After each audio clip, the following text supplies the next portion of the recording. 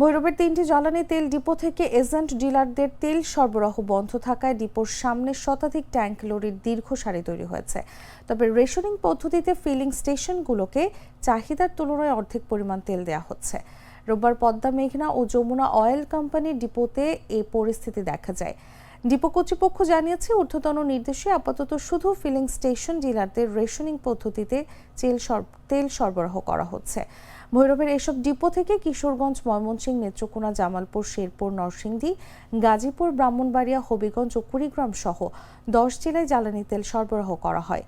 Tank lorry মালিক সমিতির সাধারণ সম্পাদক মোহাম্মদ জয়নাল আবেদিন বলেন, আগে কোনো রেশনিং ছিল না, এখন অর্ধেক তেল দেওয়া হলে পরিবহন খরচ বাড়বে এবং অনেক চালক তেল নিতে আগ্রহী নন।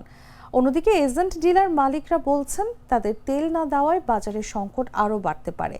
ডিপো কর্তৃপক্ষ জানিয়েছে, ডিপোগুলোতে পর্যাপ্ত তেল মজুদ থাকলেও আপাতত এজেন্ট ডিলারদের সরবরাহ বন্ধ রাখা হয়েছে। তবে চট্টগ্রাম থেকে একটি তেলের জাহাজ ভৈরবের উদ্দেশ্যে রওনা দিয়েছে বলে জানিয়েছে সংশ্লিষ্টরা।